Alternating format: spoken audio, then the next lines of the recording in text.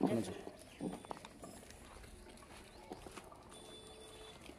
ప్రాంతంలో నివసిస్తున్న మా ప్రియమైన వారులారా, ప్రభువైన యేసుక్రీస్తు నామమున మా శుభాకాంక్షలు మేము తెలియజేస్తున్నాము. ప్రభువైన యేసుక్రీస్తు వారి యొక్క శాంతి సమాధానమును గూర్చిన స్వార్థను మంచి వర్తమానమును మధ్యలో మేము పంచుకునే దానికి వచ్చి ఉన్నాము. దానికి సహాయకరంగా బైబిల్ గ్రంథం, పరిశుద్ధ గ్రంథము బైబిల్లో నుండి మత్తయి సువార్త 5వ అధ్యాయము 8వ వచనాన్ని మేము చదివి చూపిస్తున్నాము. హృదయ శుద్ధి గల వారు ధన్యులు, వారు దేవుని చూచెదరు. హృదయ శుద్ధి గల వారు ధన్యులు, వారు దేవుని చూచెదరు. ప్రభువైన యేసుక్రీస్తు వారు ఈ భూలోకంలో మానవుడిగా జీవించిన దినములలో కొండ ప్రసంగంలో ఈ యొక్క మాటను తన నోరు తెరిచి చెప్పారు. యేసు ప్రభు ఏం చెప్తున్నారంటే, ఎవరు దేవుని చూడగలుగుతారంటే హృదయంలో శుద్ధి గలవారు. పరిశుద్ధ బైబిల్లో మనం గమనించినప్పుడు దేవుని ఎవరు కూడా ఎన్నడూ కూడా చూడలేదంట. మనం ఒక సూర్యుని చూసినప్పుడు అది మన యొక్క కన్నులకు ఎంతో మధురము. ఒకవేళ సూర్యుడు లేకుండా సూర్యుని చూడకుండా మనం ఉంటూ ఉంటే మనం హృదయారం అయిపోతాము. అయితే మన యొక్క దేవుడు ఆయన నీతి సూర్యుడని బైబిల్ గ్రంథము తెలియజేస్తుంది.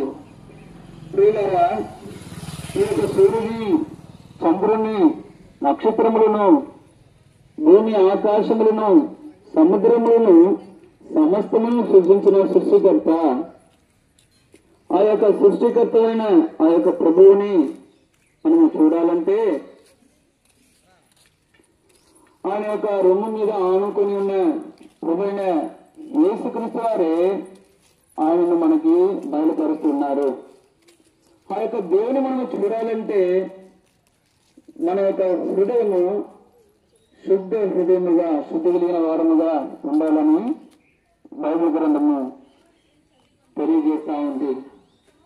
ప్రియులారా, ఎందుకు ఈ దేవుని నేను చూడాలి, అంత అవసరమా? ఈ యొక్క వర్తమానము నాకెందుకని ఒకవేళ మనము అనుకోవచ్చు. కానీ ఈ యొక్క దేవుడు ఎందుకు ఈ యొక్క దేవుని మనము దర్శించాలంటే ఈ యొక్క దేవుని ద్వారానే మనము సమస్తాన్ని అనుభవిస్తున్నాము. మనకి వర్షం ఇచ్చేది ఆయనే, మనకి అన్ని సదుపాయాలు కలుగజేసింది ఆయనే. మనము గాలి పీలుస్తున్నాము. ఒకవేళ గాలి లేకపోతే మనము జీవించలేము. మనకి దేవుడు వెలుగిస్తున్నాడు, వర్షం ఇస్తున్నాడు, మన యొక్క ఆయుష్ను పొడిగిస్తున్నాడు, మనకు భద్రతను దయచేస్తున్నాడు, మనకు మేలును చేస్తున్నాడు. ఇంత గొప్ప దేవుని మనము చూడాలి, తప్పకుండా చూడాలి అంటే దర్శించాలి. ఎవరి యొక్క దేవుని దర్శించగలగంటే హృదయంలో శుద్ధి గలవారు. అయితే మన యొక్క హృదయము ఎలాంటి హృదయం అని బైబిల్ పరిశుద్ధ గ్రంథము తెలియజేస్తా ఉంది. అన్నిటికంటే హృదయమే మోసకరమైనది, అది ఘోరమైన వ్యాధి కలది అని ఇర్మియా గ్రంథంలో దేవుని యొక్క వాక్యము తెలియజేస్తా ఉంది. ఎందుకు మన యొక్క హృదయం అన్నిటికంటే మోసకరమైనదని చెప్పబడి ఉందంటే, మన యొక్క హృదయంలో ఏమేమి ఉన్నావని మనం ఒకసారి ఆలోచించినప్పుడు మన యొక్క హృదయంలో ఎన్నో రకరకాలైన పాపాలు దాగి ఉన్నది. గర్వము, అహంకారము, మత్సరము, అసూయ, వ్యభిచారము, కోపము, ద్వేషము, క్రోధము, వేగము, పగ, విలోచనమైన పాపాలు మన యొక్క హృదయంలో దాగి ఉన్నది. ఇప్పుడు మన యొక్క హృదయాన్ని చూసినప్పుడు అది ఘోరమైన వ్యాధి కలది, పాపమనే వ్యాధితో నిండినది. వ్యాధి ముదిరిన తర్వాత మనం ఏమైపోతామో చనిపోతాము. అలాగనే నానాటికి ఈ యొక్క పాపము మన జీవితంలో పుట్టిననాడు మొదలుకొని పెరుగుతూ ఉంది. మనకి చిన్న వయసు ఉన్నప్పుడు ఆ వయసుకు తగిన పాపాలు చేస్తూ వచ్చాము. యవ్వన ప్రాయం వచ్చిన తర్వాత ఇంకా పాపము పెరిగింది. ఇంకా మనం ఎదిగే కొలది పాపము పెరుగుతూ ఉంది. అంటే పాపమనే వ్యాధి మనలో పెరుగుతూ ఉంది. ఈ యొక్క పాపమనే వ్యాధి మనల్ని మరణానికి తీసుకెళ్తుంది. శరీరంలో వ్యాధి ఉన్నప్పుడు శరీరంలో వచ్చే రోగము అది మనకి భౌతికమైన మరణాన్ని తీసుకొస్తుంది. అయితే పాపమనే వ్యాధి మన యొక్క హృదయంలో మన యొక్క జీవితంలో ఉన్నప్పుడు అది రెండవ మరణానికి మనల్ని తీసుకెళ్తుంది. పాపము వలన వచ్చే జీవితము మరణము అంటే రెండవ మరణము. అగ్ని ఆరని పురుగు చావని, అగ్ని గంతకము మండుచున్న గుండము. ఆ యొక్క నరకములో వెలుగు ఉండదు, నీళ్ళు ఉండదు, అక్కడ చీకటి కమ్మి ఉంది, అక్కడ భయం ఉంటుంది, అక్కడ ఏడ్పు ఉంటుంది, కళ్ళు కొరుకుతున్నారు, అక్కడ వేదన నొప్పి ఉంటుంది, బాధ ఉంటుంది. అయ్యో అని కేకలు వేస్తూ ఉన్నారు. పురుగు చావదు, అగ్ని ఆరదు, అంత భయంకరమైన నరకము. ఆ యొక్క నరకానికి మన యొక్క ప్రాణము వెళ్ళకూడదని మన యొక్క హృదయములో నివసిస్తున్న పాపమనే ఆ యొక్క వ్యాధిలో నుండి మనలను విడిపించుట కొరకు ప్రభువైన యేసుక్రీస్తు వారు మనల్ని స్వస్థపరిచే దేవుడుగా, పాపమనే రోగములో నుండి మనల్ని స్వస్థపరిచే దేవుడుగా కలువరి శిలువలో మన అతిక్రమ క్రియలను బట్టి ఆయన గాయపరచబడి, మన దోషములను బట్టి ఆయన నలుగొట్టబడి మనకు రావలసిన శిక్షను ఆయన పొందుతూ వచ్చాడు. మన సమాధానమైన శిక్ష అతని మీద పడేను. అతడు పొందిన దెబ్బల చేత మనకు స్వస్థత కలుగుతున్నది. ప్రియులారా, మనకి శరీరంలో అనారోగ్యం వచ్చినప్పుడు మనం డాక్టర్ దగ్గరికి వెళ్తున్నాము. ఏదో మందులు మెడిసిన్స్ బిల్లులు మనం వాడుతున్నాము.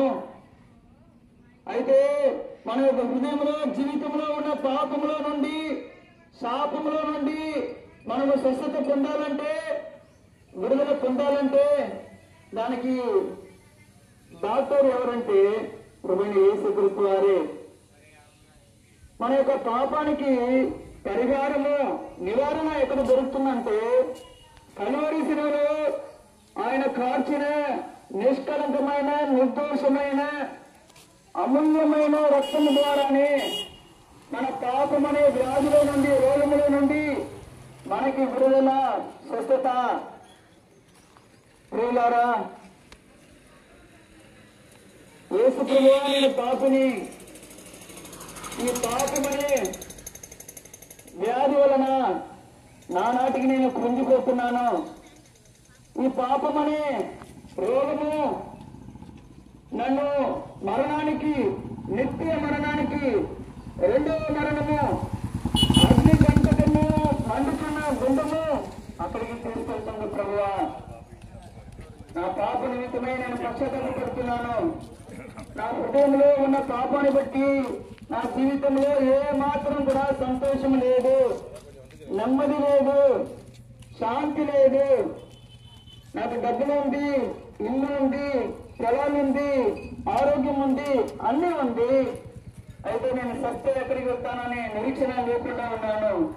హృదయంలో నెమ్మది లేదు. మా యొక్క కుటుంబంలో ఎన్నో సమస్యలు కూడా వెళ్తున్నాను. నన్ను కరుణించమని ప్రభు దగ్గరికి మనం వచ్చి చెప్పినప్పుడు ప్రభు ఏం చేస్తున్నాడంటే, ఆ యొక్క పాపమనే ఇవన్నిటికీ కారణమే అంటే మన యొక్క నెమ్మదిని, సంతోషంను తీసేస్తున్న ఆ యొక్క పాపమనే రోగంలో నుండి మనకి విడుదల దయచేస్తున్నాడు. పాపమనే వ్యాధుల నుండి, రోగముల నుండి మనల్ని స్వస్థపరుస్తున్నాడు. హృదయం అన్నిటికంటే మోసకరమైనది, అది ఘోరమైన వ్యాధి కలది. దానిని గ్రహింపగలవాడెవడు? ఈ యొక్క గ్రహింపు మనకి కావాలి. అయ్యో నేను ఎంత దౌర్భాగ్యను, నేను ఎప్పుడో ఎక్కడికి వెళ్తానని వెళ్తూ లేకుండా నా యొక్క జీవితం నరకానికి నేరుగా వెళుతున్నది. ఈ రోజు నేను ఉంటున్నాను, రేపు నేను ఉంటానో ఉండనో తెలియదు. రేపు ఏమి సంభవించినో మనం ఎరగము. ప్రియులారా, యేసు ప్రభు వారు మోసకరమైన మన యొక్క హృదయాన్ని ఆయన మార్చి ఆయన యొక్క నివాస స్థలముగా శుద్ధి చేస్తున్నాడు. మన యొక్క హృదయము పాపం చేత గ్రహింపు లేకుండా చీకటిగా ఉంది, భయముతో నిండి ఉన్నది, నిరీక్షణ లేకుండా ఉంటుంది. అయితే ప్రభు దగ్గర మన యొక్క పాపమును ఒప్పుకొని ఆయన యొక్క కనికరమును మనం అడిగినప్పుడు ప్రభు ఏం చేస్తున్నాడు? తన రక్తం ద్వారాగా మన పాపమును కడుగుతున్నాడు, మనల్ని శుద్ధి చేస్తున్నాడు. మన యొక్క హృదయమును జీవితంలో ఆయన యొక్క నివాస